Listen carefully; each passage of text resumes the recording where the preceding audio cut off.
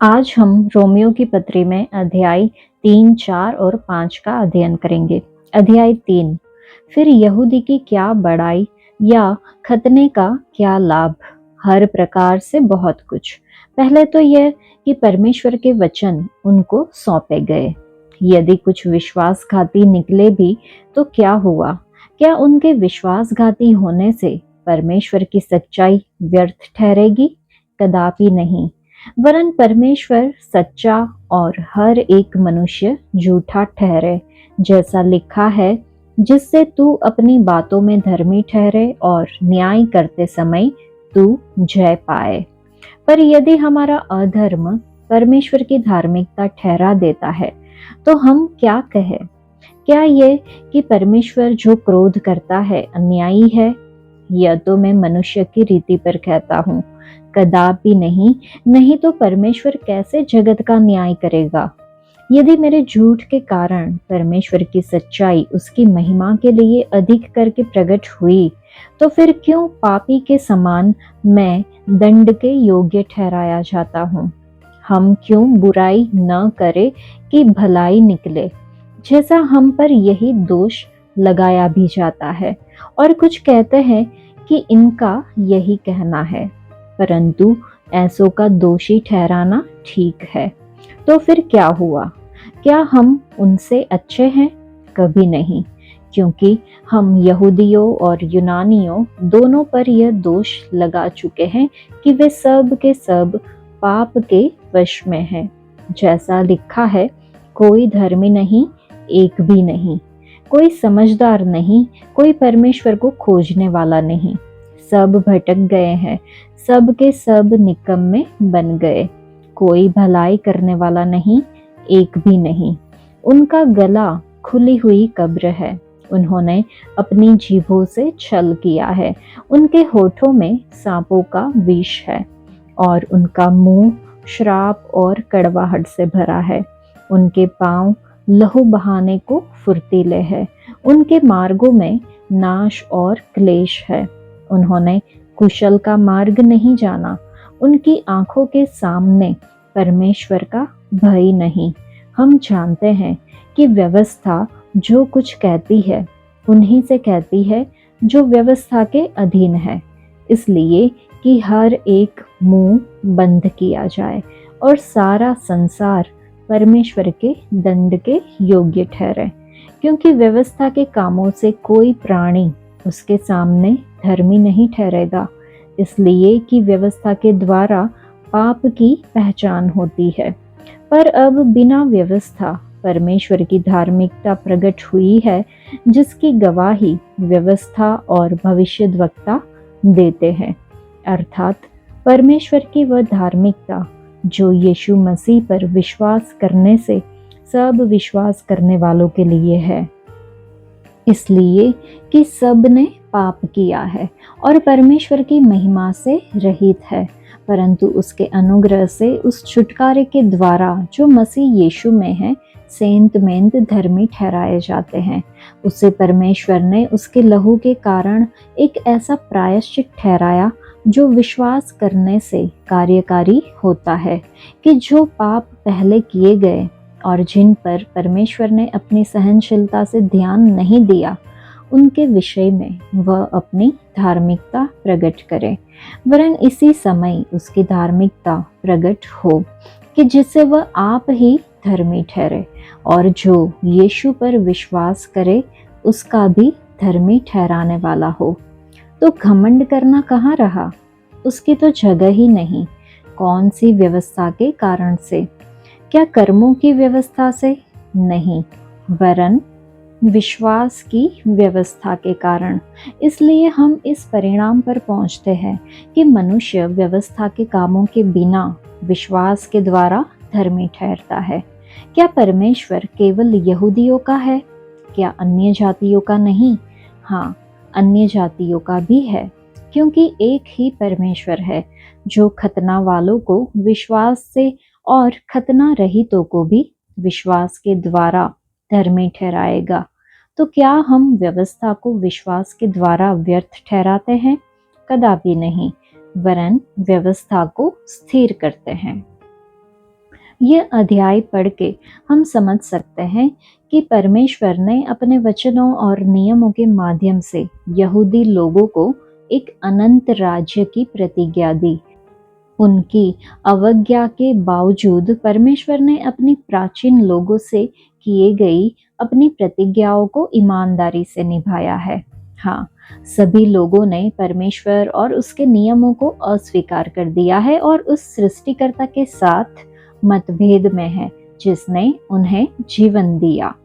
ये टूटा हुआ रिश्ता सार्वभौमिक है और परमेश्वर के चुने हुए लोग भी अपने नियमों और विशेष चिन्हों के साथ उस धार्मिक राज्य में प्रवेश नहीं कर सकते जिसे परमेश्वर बना रहे हैं।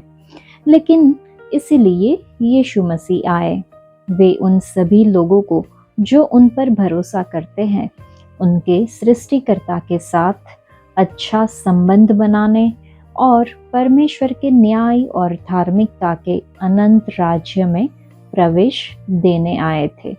यीशु परमेश्वर के साथ मेरे टूटे हुए रिश्ते को वास्तव में कैसे ठीक करते हैं। पौलुस बताते हैं कि जब यीशु क्रूस पर मरे तो वे एक प्रायश्चित बलिदान के रूप में मरे। परमेश्वर के लोगों को हमेशा परमेश्वर के प्रायश्चित बलिदान पर भरोसा करने के माध्यम से अपने सृष्टिकर्ता के साथ अच्छा संबंध दिया गया है। हमें परमेश्वर के साथ अपने रिश्ते को ठीक करने के लिए बहुत सारे नियमों का पालन करने की ज़रूरत नहीं है।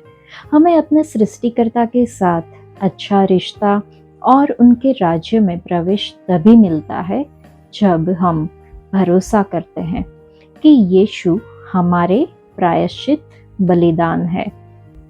अगर हम प्रायश्चित के ढकने के बारे में सोचें तो रोमियो की पुस्तक और सभी पत्र जरूर से जोर से पढ़े जाने चाहिए, क्योंकि ये लोगों के एक समूह को लिखे गए पत्र थे। पौलुस ने पत्रवाहक को इसे पढ़ने का तरीका बताया होगा और जो लोग इसे सुनते थे वे बाद में इसे दूसरों को उसी तरह बताते थे। इसे पुस्तक को पढ़ना कठिन हो जाता है क्योंकि पौलुस ने यूनानी शैली का प्रयोग किया है जिसमें नाटकीय प्रभाव प्रदान करने के लिए प्रश्न और उत्तर शामिल है। पौलुस ने लगातार विभिन्न सर्वनामों का उपयोग किया, जैसे कि हम, हमें, तुम और मैं। पाठक को पढ़ी जा रही बातों से मेल खाने के लिए स्वर और स्थिति बदलनी होगी। एक साधारण बाइबल पढ़ने से हमें समझने में मदद नहीं मिलेगी। पौलुस का क्या मतलब था, इसकी सही समझ के साथ इसे जोर से पढ़ने में समय लगेगा। दूसरे शब्दों में, रोमियो की पुस्तक को समझने के लिए बहुत ज़्यादा पढ़ने, बहुत ज़्यादा अध्ययन करने और बहुत ज़्यादा कार्य करने की ज़रूरत है।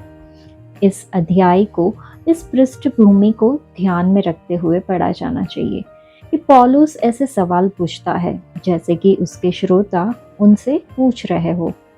फिर वह या तो खुद के रूप में या श्रोता के रूप में उनका जवाब देता है। कभी कभी उसका लहजा व्यंग्यात्मक होता है, कभी कभी ये तर्कपूर्ण होता है। कल्पना कीजिए कि लोगों का एक समूह एक साथ बैठकर बाइबल का अध्ययन कर रहा है, बहस कर रहा है, समझा रहा है, समझ रहा है, और आप धीरे धीरे समझ जाएंगे कि रोमियो के बारे में क्या कहा जा रहा है। पौलुस ने ये पत्र एक कलीसिया को लिखा था जिसकी स्थापना रोमन यहूदियों ने की थी, जो प्रेरित के काम अध्याय 2 में वचन 10 में वर्णित पिंतेकुस्त के दौरान मौजूद थे। उनका विश्वास मजबूत था।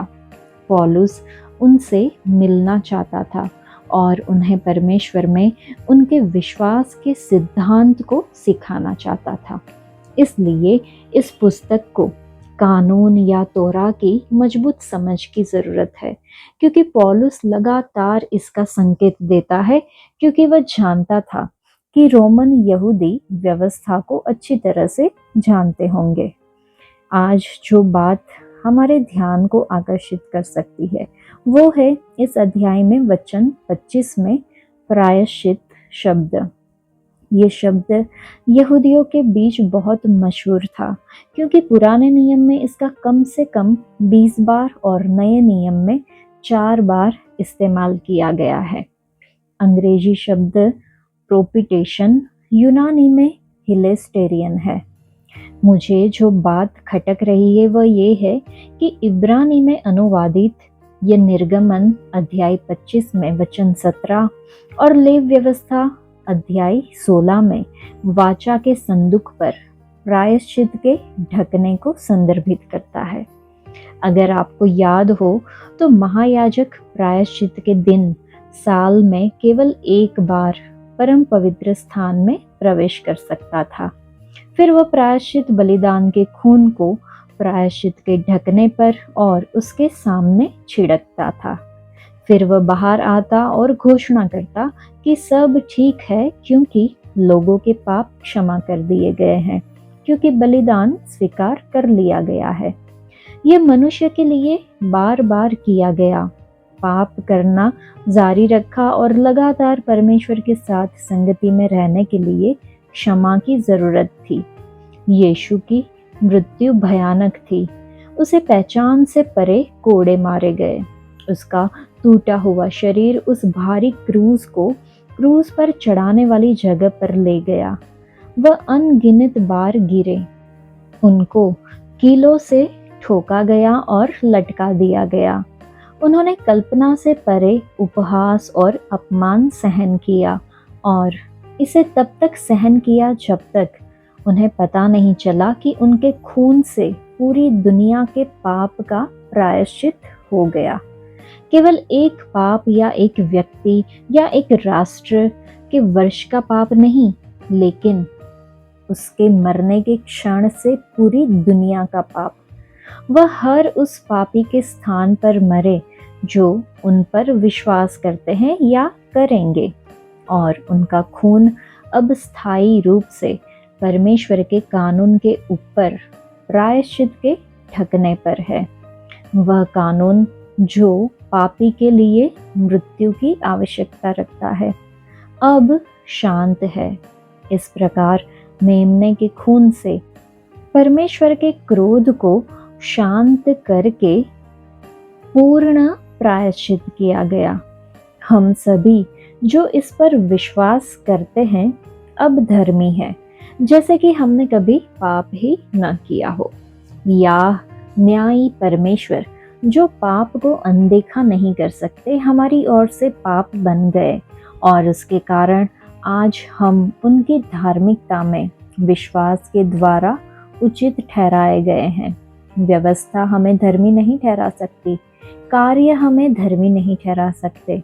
केवल परमेश्वर की धार्मिकता ही हमें धर्मी ठहरा सकती है। परमेश्वर की कृपा ने मनुष्य के लिए फिर से उसके वचन के साथ जुड़ने का मार्ग खोल दिया। मनुष्य को बस इतना करना है कि वह विश्वास करे और बचाए जाए। ये यहीं पे समाप्त नहीं होता। हमें विश्वास करते रहना चाहिए, वचन से खुद को धोते रहना चाहिए, आत्मा को हमें थोड़ा थोड़ा करके बदलने देना चाहिए, जब तक कि हम उसे स्पष्ट रूप से न देख सके और उसकी इच्छा के अनुसार जीवन न जी सके। वचन 23 और 24 को जब हम पढ़ते हैं तो इसलिए कि सब ने पाप किया है और परमेश्वर की महिमा से रहित है, परंतु उसके अनुग्रह से उस छुटकारे के द्वारा जो मसीह यीशु में है सेंत मेंत धर्मी ठहराए जाते हैं। ये अध्याय पवित्र शास्त्र में सबसे गंभीर और आशा से भरे अध्यायों में से एक है। वचन 10 से 18 में वह पुराने नियम को उद्धृत करता है ताकि ये दिखाया जा सके कि कोई धर्मी नहीं, एक भी नहीं। यह हमें याद दिलाता है कि कोई भी अपने आप सही नहीं हो सकता। कोई भी इतना धर्मी, इतना नैतिक या इतना सामर्थी नहीं है कि वह परमेश्वर के आदर्श मानक तक पहुंच सके। फिर वचन 21 से 26 की खूबसूरती सामने आती है। परमेश्वर हमें हमारी गलतियों में फंसा हुआ नहीं छोड़ते।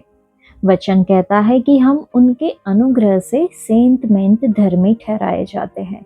धर्मी ठहराने का अर्थ है कि परमेश्वर हमें अपने साथ सही घोषित करते हैं, इसलिए नहीं कि हमने इसे अर्जित किया है या कमाया है, बल्कि इसलिए कि वह हमसे प्रेम करते हैं। अनुग्रह कोई ऐसी चीज नहीं है जिसके लिए आप काम करते हैं। यह एक मुफ्त वरदान है।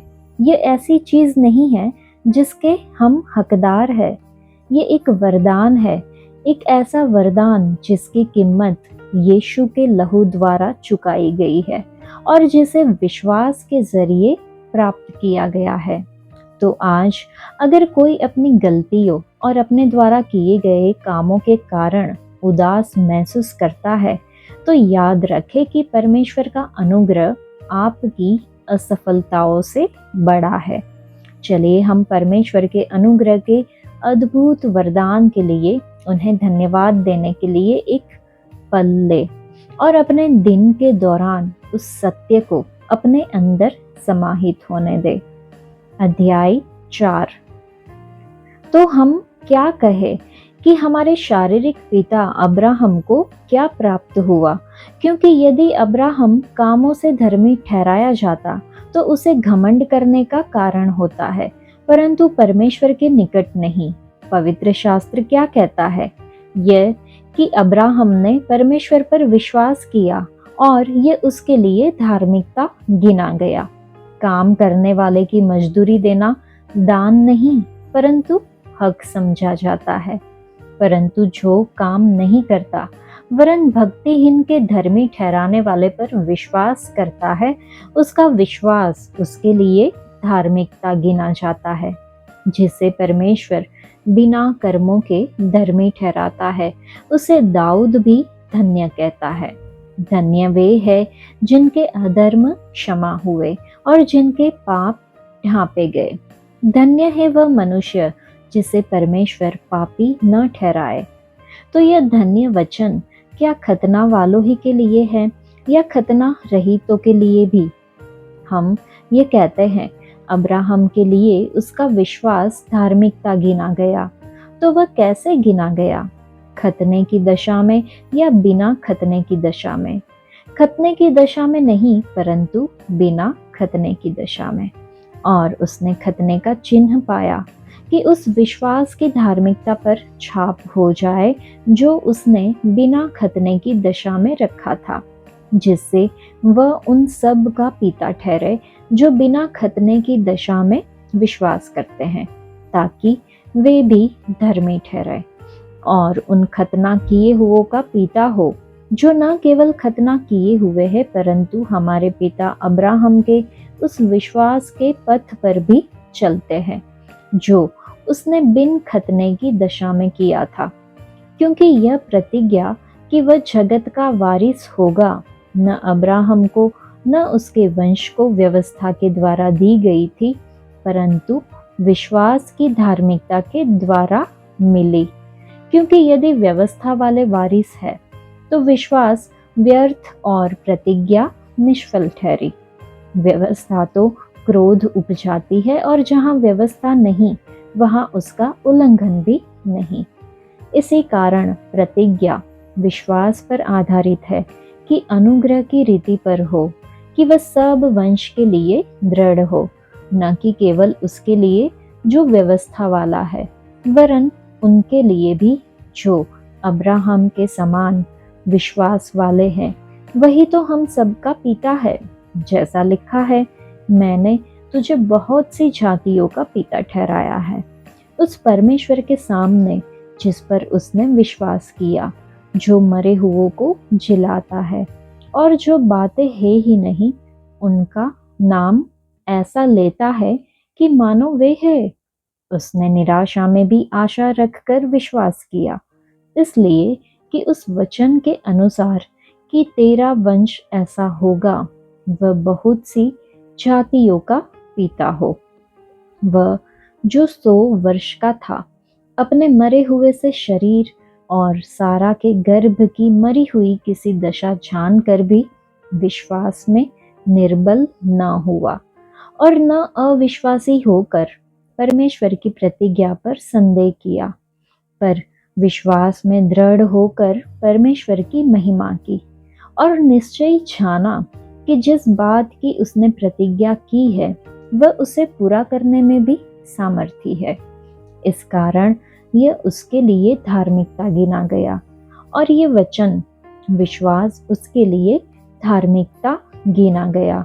न केवल उसी के लिए लिखा गया वरन हमारे लिए भी, जिनके लिए विश्वास धार्मिकता गिना जाएगा, अर्थात हमारे लिए जो उस पर विश्वास करते हैं जिसने हमारे प्रभु यीशु को मरे हुओं में से जिलाया। वह हमारे अपराधों के लिए पकड़वाया गया और हमारे धर्मी ठहरने के लिए जिलाया भी गया। इस अध्याय में हम देखते हैं कि मसीह में आशा और आश्वासन। पौलुस अब्राहम को विश्वास के एक महत्वपूर्ण उदाहरण के रूप में उपयोग करता है।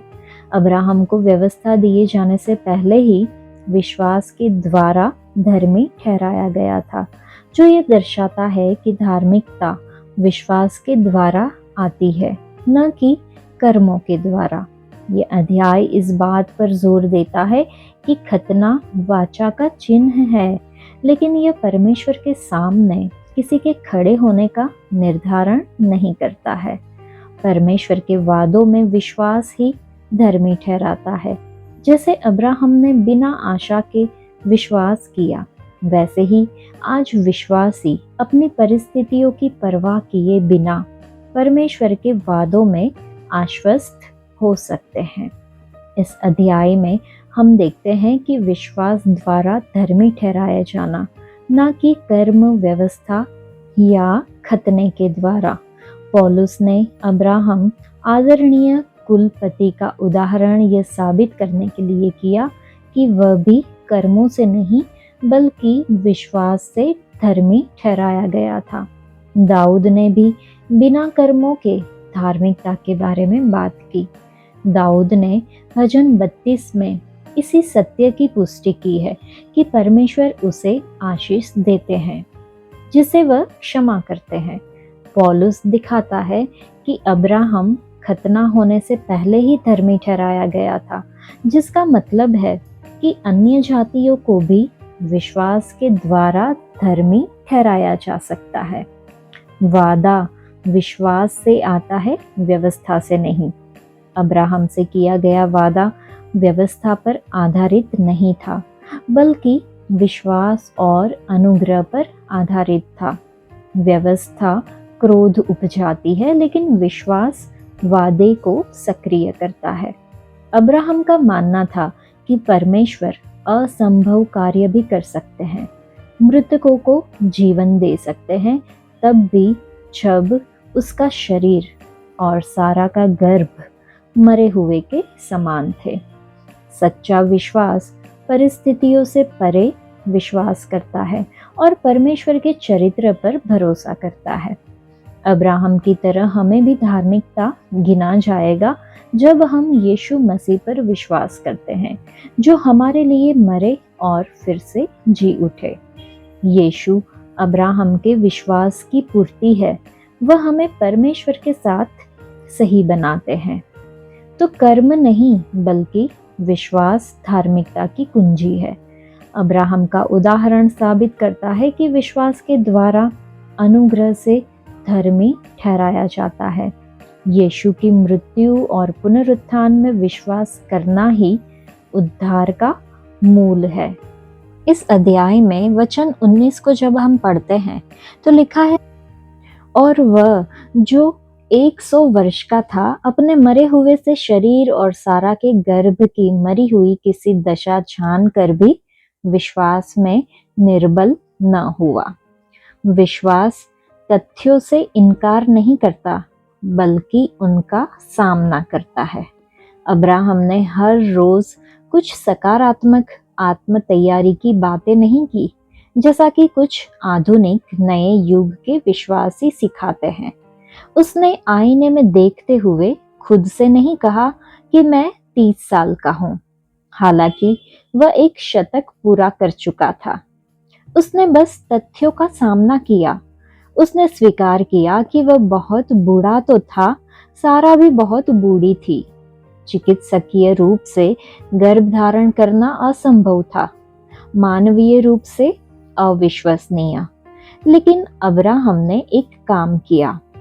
उसने परमेश्वर पर विश्वास किया, क्योंकि परमेश्वर ने उसे एक पुत्र देने का वादा किया था।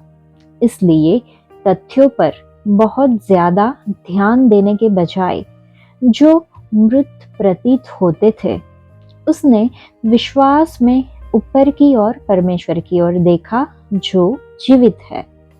उसे पूरा विश्वास था कि परमेश्वर वह कर सकता है जो उसने वादा किया था। उसने अपनी निराशाजनक स्थिति में भी अपने विश्वास को मजबूत किया। वह विश्वास में से डगमगाया नहीं। उसने परमेश्वर को महिमा दी और इससे परमेश्वर प्रसन्न हुए। अब्राहम को परमेश्वर ने धर्मी कहा, भले ही उसने कुछ भी नहीं किया। उसने बस परमेश्वर पर विश्वास रखा। उसने परमेश्वर के वचन पर विश्वास किया। विश्वास तथ्यों का सामना करना है, लेकिन फिर भी असंभव बातों के लिए परमेश्वर पर विश्वास करना है, ताकि सारी महिमा केवल परमेश्वर को ही मिले। अध्याय 5।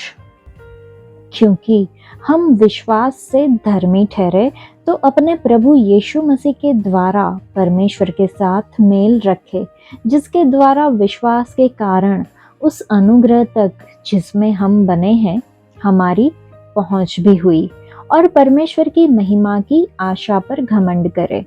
केवल यही नहीं, वरन हम क्लेशों में भी घमंड करें, यही जानकर कि क्लेश से धीरज और धीरज से खरा निकलना और खरे निकलने से आशा उत्पन्न होती है, और आशा से लज्जा नहीं होती, क्योंकि पवित्र आत्मा जो हमें दिया गया है उसके द्वारा परमेश्वर का प्रेम हमारे मन में डाला गया है। क्योंकि जब हम निर्बल ही थे तो मसीह ठीक समय पर भक्तिहीनों के लिए मरा। किसी धर्मी जन के लिए कोई मरे तो यह दुर्लभ है, परंतु क्या जाने किसी भले मनुष्य के लिए कोई मरने का धैर्य दिखाए।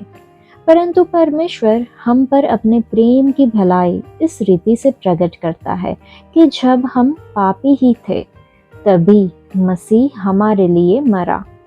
तो जबकि हम अब उसके लहू के कारण धर्मी ठहरे, तो उसके द्वारा परमेश्वर के क्रोध से क्यों न बचेंगे। क्योंकि बेरी होने की दशा में उसके पुत्र की मृत्यु के द्वारा हमारा मेल परमेश्वर के साथ हुआ, फिर मेल हो जाने पर उसके जीवन के कारण हम उद्धार क्यों न पाएंगे।